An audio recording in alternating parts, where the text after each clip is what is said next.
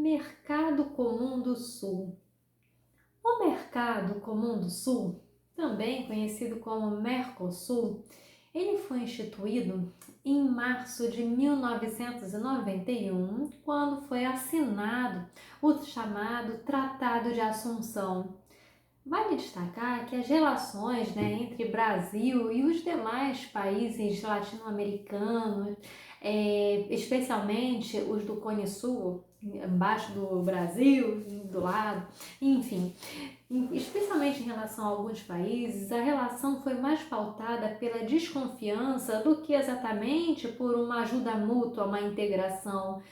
Dentre os motivos, vale destacar que o Brasil, como a gente percebe, ele teve uma colonização diferente dos demais países latino-americanos. A nossa colonização ela é o quê? Portuguesa.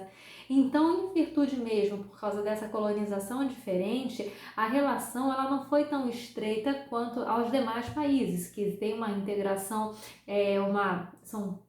foram colonizados pela Espanha. Então, as relações elas não foram tão fáceis desde então. O Brasil passou, por exemplo, pela anexação de Cisplatina, o atual Uruguai, por exemplo. Teve a Guerra do Paraguai. Então, primeiro foi essa Cisplatina, a anexação de Cisplatina, que depois veio a se tornar Uruguai. Guerra do Paraguai. Tudo isso fez com que as relações fossem um tanto desconfiadas. Entretanto, nenhum país está livre de passar por crises econômicas e o mesmo, claro, aconteceu aqui com o Brasil, Argentina, Paraguai. Então a crise, pelo menos em torno de 1980, se tornou ainda muito mais grave. E assim foi até os anos 90, tanto que para tentar contornar a crise, elevada dívida externa, foram elaborados aqui no Brasil, no caso, o Plano Collor, na Argentina, o Plano Cavalo, que visava o quê? A dolarização da economia. Aqui, o Plano Collor, pelo contrário, acabou levando ao confisco da poupança, enfim. Então, toda essa crise levou à necessidade de uma maior integração entre os países aqui latinos, especialmente Brasil, Paraguai, Uruguai e Argentina, que juntos entenderam que seriam mais fortes. E nesse caso, como seria demonstrada essa força? Por meio da elaboração, da criação de um bloco econômico. Então, em 1991, surgiu o nosso bloco Mercosul. Então, o Mercosul, ele tinha como objetivo criar um mercado comum até 1994, 31 de dezembro de 1994.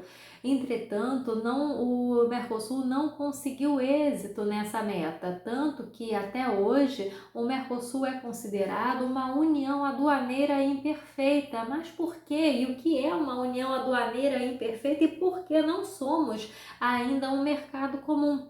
Porque para sair da fase de união aduaneira e alcançar o mercado comum, onde há uma total liberdade de circulação de bens, mercadorias e serviços, seria necessário criar a chamada tarifa externa comum para praticamente todos os produtos. E o Mercosul, os países do Mercosul não criaram essa tarifa externa comum para todos os produtos. Então, o que seria isso? Por exemplo, a tarifa externa comum permitiria que, no caso, o imposto de importação de diversos produtos em relação a países membros e outros países, de fora do bloco dessa vez, importassem ao mesmo valor, ou seja, 5% tanto na importação para o Paraguai, para o Brasil, para a Argentina, por exemplo, a fim de não haver aquela questão, no Paraguai tal produto é mais barato, no Brasil é mais caro. Então a tarifa externa comum facilitaria isso, ou seja, impediria que houvesse essa discrepância de valores. E por isso mesmo o Mercosul ainda não saiu da etapa da união aduaneira, permanecendo nessa etapa, não tendo alcançado o mercado comum. Entretanto, o Mercosul ele traz diversos benefícios, não só a questão tributária, mas também em relação à vida do cidadão.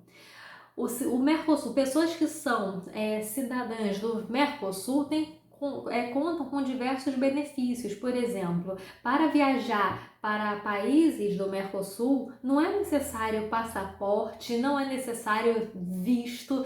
Se você tiver uma carteira de identidade, se você for cidadão membro de algum país do Mercosul, então você não precisa de o passaporte. Se você tiver carteira de identidade válida no seu país, sim, há completa possibilidade de poder viajar por esses países sem precisar do passaporte. Basta apresentar a carteira de identidade quando for atravessar a fronteira.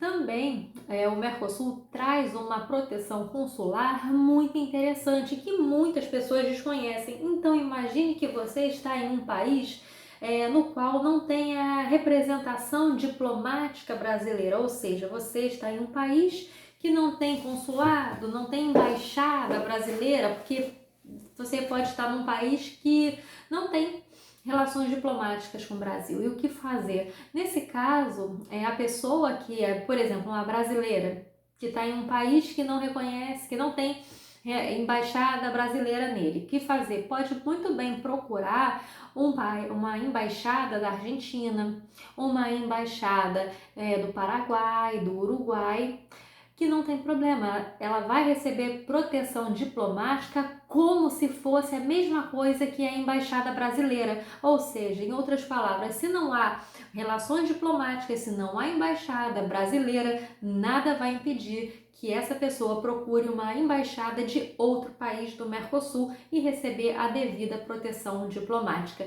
Diga-se de passagem, também pode procurar Bolívia, embaixada da Bolívia e do Chile. Agora, a Bolívia, ela não é membro do Mercosul, assim como o Chile. Eles não são membros efetivos do Mercosul. Nesse caso, a Bolívia ela está em processo ainda de adesão, em processo de aceitação, mas ainda não é um membro efetivo. E outra questão, como fazer para ser membro do Mercosul? O que um país precisa fazer para ingressar no Mercosul? Primeiro, ele tem que ser membro da ALAD, tá? A Associação Latino-Americana de Integração. Ele precisa ser membro da ALAD. Ele precisa ter um regime democrático e ele precisa ser aprovado por unanimidade. As decisões no âmbito do Mercosul são aprovadas apenas por unanimidade. Não há possibilidade de que haja aprovação de um membro ou de alguma coisa que não seja assim, ou seja, por maioria. Não há essa possibilidade.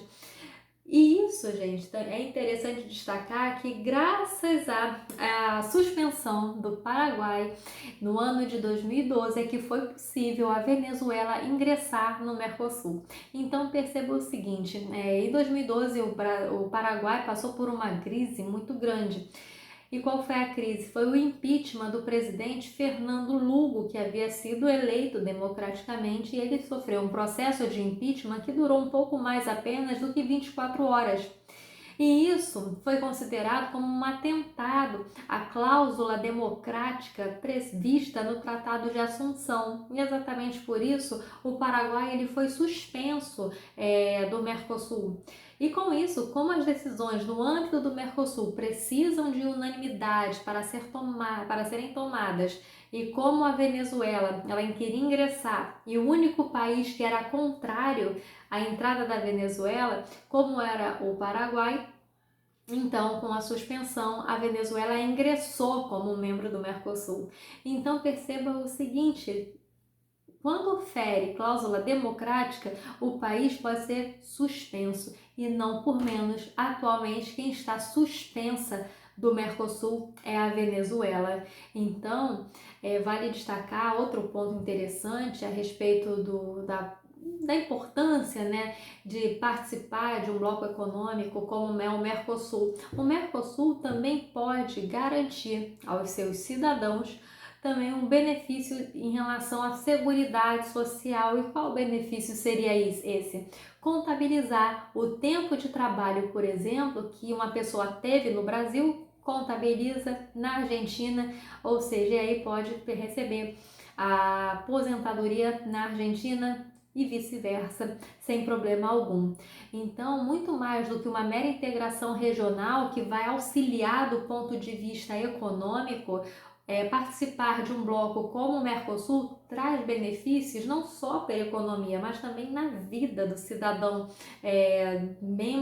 cidadão que mora, cidadão de um determinado país que é parte do Mercosul.